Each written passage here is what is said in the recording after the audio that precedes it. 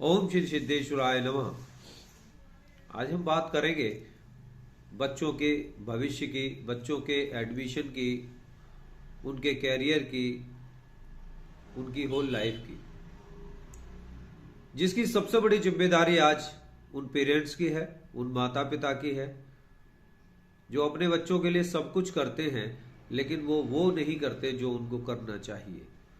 एक अच्छी परवरिश करते हैं, जितना अच्छा पैसा खर्च करते हैं, अच्छे स्कूल में पढ़ाते हैं, उनके लिए वो सारी फैसिलिटीज देते हैं। इतने के बावजूद भी उनके बच्चे सफल नहीं होते। उनको अपने बच्चों से परेशानियों का सामना करना पड़ता है, उनके बच्चों को भी परेशानियों का सामना करना पड़ता है। आखिर क्यों? ऐसे पेरेंट्स को दुख भी होता है, बहुत सारा दुख उनको झेलना पड़ता है। क्या आपके बच्चों के एडमिशन नहीं हो पा रहे हैं? छोटे बच्चे, छोटी क्लास से लेकर और बड़ी क्लास तक भी बच्चों के एडमिशन्स में प्रॉब्लम आती है। कभी जानने का प्रयास किया आखिर क्यों? ये उनके भविष्य का सवाल है, उनके कैरियर का सवाल है। आप जिस किसी स्कूल में उसका एडमिशन कराना चाहते हैं, अपने फंड के अकॉर्डिंग, अपनी जेब के अकॉर्डिंग, आप अपनी कंडीशन के अकॉर्डिंग अपने बच्चे को अच्छे से अच्छा पढ़ाना चाहते हैं, एक अच्छे माहौल में उसको ढालना चाहते हैं, अच्छी परवरिश देना चाहते हैं। इन सब के बावजूद भी आप अपने बच्चे का एक अच्छे स्कूल में एडमिशन नहीं करा पा रहे हैं, उसका एडमिशन नहीं हो रहा है। आपने फॉर्म फिलअप किया, कंपटीशन हुआ, एग्जाम दिलाया, इंटरव्यू हुआ, उसके बाद भी उसका एडमिशन नहीं हुआ। आखिर क्यों? कुछ बच्चों के एडमिशन हो गए, कुछ के नहीं हुए।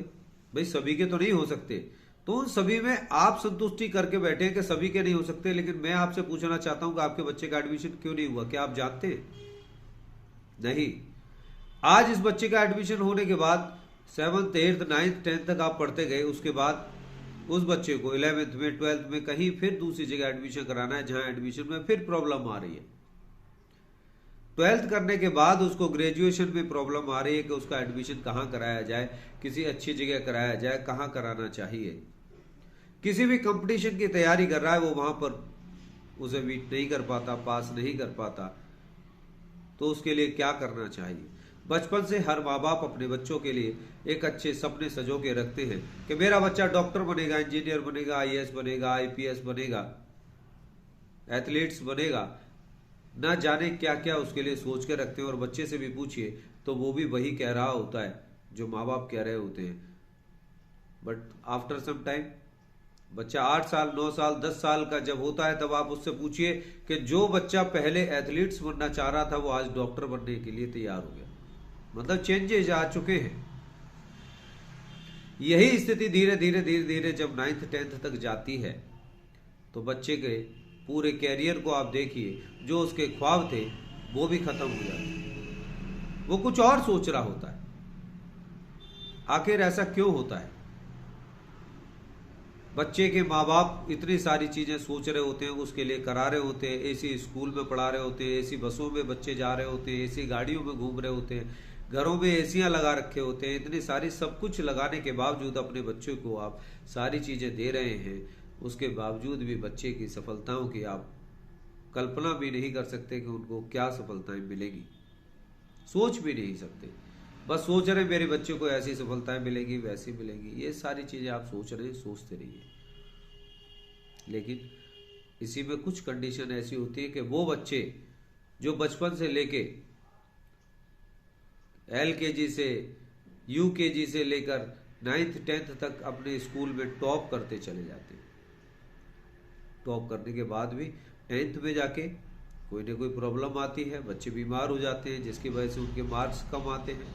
या वही चीज 12th में होती है, जब बच्चा बीमार हो जाता है या रुक जाता है, किसी ना किसी वजह से कोई प्रॉब्लम आती है। तो इन्हीं सारी चीजों को देखने के बाद उस बच्चे के कैरियर में, उस बच्चे के फ्यूचर में इन सारी चीजों का कितना बड़ा रोल होता है, आप सोच के देखिएगा। बचपन से सजोए हुए जो सपने हैं, जो भी आपने उसके विषय में सोचा है, गंगा में आई हुई बाढ़ की तरह सब कुछ बह जाता है। और 9th 10th और 11th 12th में या ग्रेजुएशन में आप जब उसके बाद उसका टोटल फ्यूचर देखते हैं, तो दोनों तरफ गंगा में आई हुई बाढ़ की तरह वो खंडर किनारे बिल्कुल वीरान नजर आते हैं, तब उस बच्चे के हक में कुछ नजर नहीं आता। अब इसमें पेरेंट्स की गलती है या बच्चे की गलती है? बच्चे ने अपने बुद्धि विवेक से वो सारे काम किए, बहुत मेहनत की है, दिन रात पढ़ाई की है, क्योंकि स्कूल में आजकल और कुछ नहीं सिखाया जाता, only competition, marks marks marks, एक दूसरे के आगे बढ़ना, इसके अलावा कुछ नहीं है। मार्क्स का कंपटीशन चल रहा है और वही पेरेंट्स करने लगते हैं। आपको मैं एक बात बता दूं कि नॉलेज, एजुकेशन एंड क्वालिफिकेशन, तीनों में बहुत अंतर है।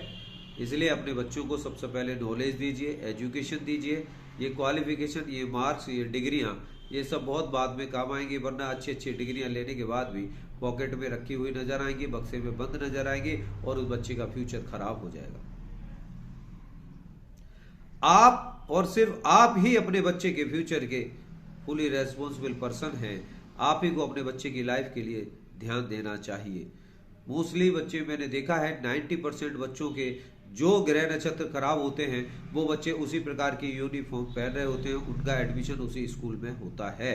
आपने देखा होगा बहुत सारे बच्चे अच्छी परफॉर्मेंस नहीं दे रहे होते हैं, वो उस स्कूल में नहीं पढ़ रहे होते हैं, उनको निकाल के दूसरे स्कूल में जब एडमिशन करा दिया जाता है, वहां उनकी यूनिफॉर्म चेंज हो जाती है, फिर वही बच्चे एक अच्छा रिजल्ट देने लगते हैं, अच्छे नंबर आने लगते हैं, पढ़ने में मन लगाने लगते हैं।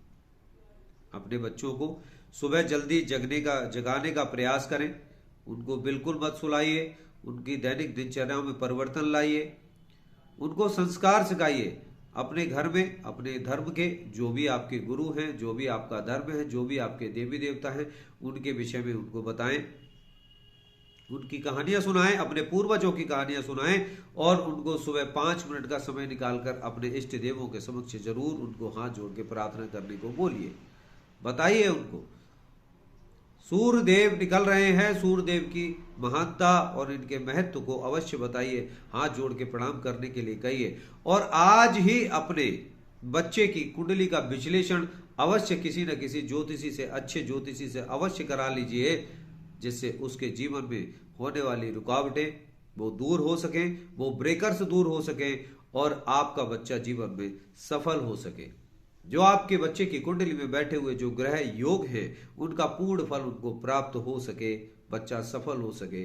बच्चे को क्या खाना चाहिए, क्या पहनना चाहिए, कौन सा रंग त्याग देना चाहिए, बच्चे को किस दिन क्या करना चाहिए, ये छोटी छोटी सी चीजें आप अपने बच्चे के जीवन में करा लेते हैं तो मैं चैलेंज के साथ कहता हूं कि आपके बच्चे जीवन में वो सफलता हासिल करेंगे जिसकी आपने कल्पना भी नहीं की है। निश्चित रूप से सफलताएं हासिल करेंगे। और आज मैं आप सभी लोगों को एक ही बात कहूंगा कि जो भी आपके अपने धर्म में, आपके अपने घर के पूर्वज हैं, जो भी आपके बड़े बुजुर्ग हैं, उन सबका सम्मान सिखाइए। बच्चों को सबसे मिलने के लिए सबसे मिलवाइए, सबसे बात कराइए, सबके रिश्तों का महत्व बताइए। और घर की स्त्रियां अपने बच्चों को पिता का आदर और पिता अपनी माता का आदर करना अवश्य सिखाएं। दूसरे, सुबह को सूर्योदय से पहले आप भी जगें और अपने बच्चे को भी जगाएं। जीवन में एक बात याद रखें, वो बच्चा कभी सफल नहीं हो सकता, वो परिवार कभी सुखी नहीं हो सकता जिसे सूर्य आकर जगाते हैं। इसलिए सूर्य उदय से पहले आपको, आपके परिवार को, परिवार के सभी सदस्यों को सूर्योदय से पहले जग जाना चाहिए।